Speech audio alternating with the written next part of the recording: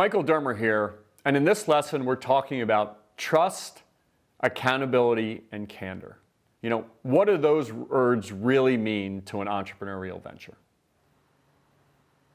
So what do the words trust, accountability, and candor really mean?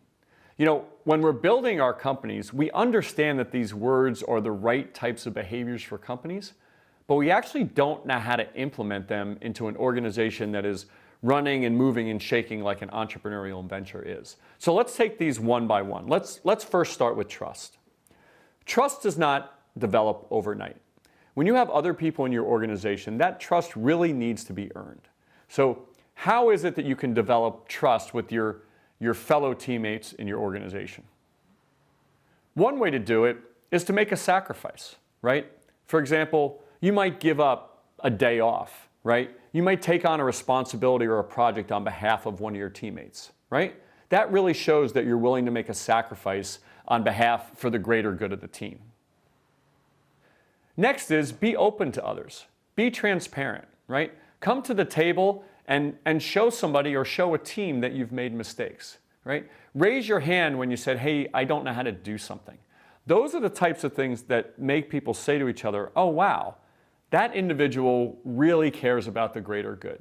When you make those types of sacrifices and you're selfless in that way, that really helps to start to build trust amongst your team. Next is follow through with the commitments that you make, right? In an entrepreneurial venture, it's really easy to say, well, I just got too much on my plate. I really can't handle that. And I know I committed to that, right? But I really can't get it done. Do the complete opposite. Pick the commitments that you know you can make and achieve those commitments, and that will show your fellow team members that you're trustworthy. And finally, learn from your mistakes and be open and honest about it, right? Coming to the table and say, hey, listen, here is how I screwed this up. Here's how I think we can do better, and here's how I think we can do better as a team is a great way to develop trust among people that perhaps don't know each other very well. Okay? So trust is not a magic pill that happens overnight. It develops over time. But when you sacrifice and you're willing to be selfless, right, and you're willing to be humble along the way, I think you'll find that trust will develop quite quickly amongst team members that have a common vision. So we've talked about trust, but what about accountability? Accountability is a term we throw around all the time, and what does it really mean, right? It really means ownership, right? Somebody is going to be accountable and take ownership for something. So what are the ways that you can actually drive accountability, right?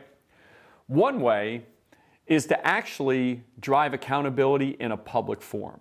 It's easy when a leader of a company or a CEO is sitting down with an employee and the employee says, absolutely, I will own that. I will make sure that happens. And then they come back 2 weeks later, supposed to have it done, and it's not actually done. In other words, they didn't hold themselves accountable, right? If you take that very same situation, instead of it doing it one-on-one, you actually do it within a group of 5 people, you'd be surprised at the results. It is much less likely that that individual will come back after 2 weeks and tell all 5 people that they weren't able to accomplish what they were supposed to accomplish. So use those group settings to try to drive accountability.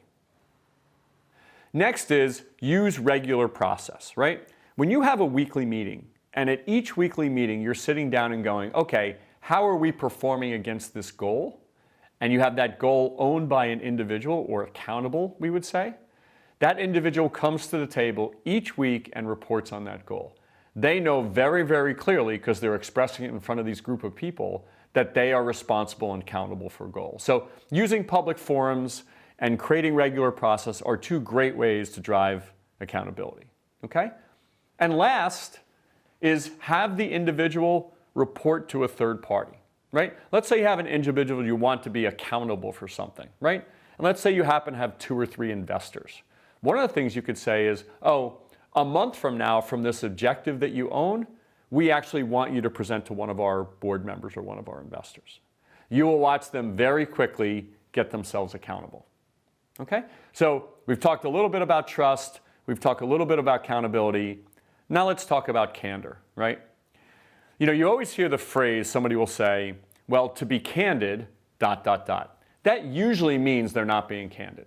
Okay? So what are we really trying to encourage as a team in a company? And remember, that team may just be a couple people. How do you actually encourage people to be candid, right?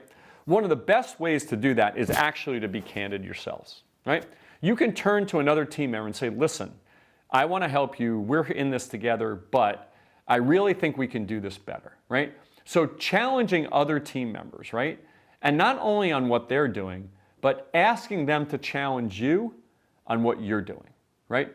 Well-run organizations, they cut through to the real issues. And one of the ways that they cut through the real issues, they say, hey, listen, pal, you're one of my team members, but we're not getting it done. How can I help? And oh, by the way, I'd expect you to say the same thing to me if I weren't getting my objectives done as well.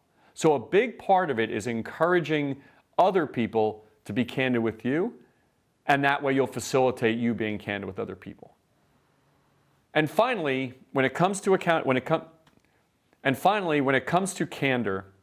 one of the best ways you can drive this is by the leader driving it first, right? When a leader walks in a room and is really candid, when a leader walks in a room and acknowledges his or her mistakes, when a leader walks in a room and really opens up the kimono and tells you what's going on, that sets the tone for how the rest of the organization is going to act, okay?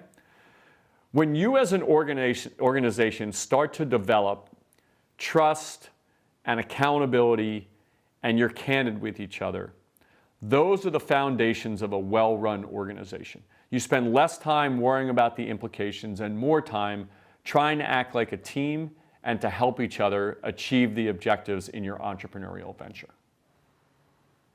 In this lesson, we provide not only this video, but a whole bunch of other descriptions of techniques about how to drive trust, accountability, and candor.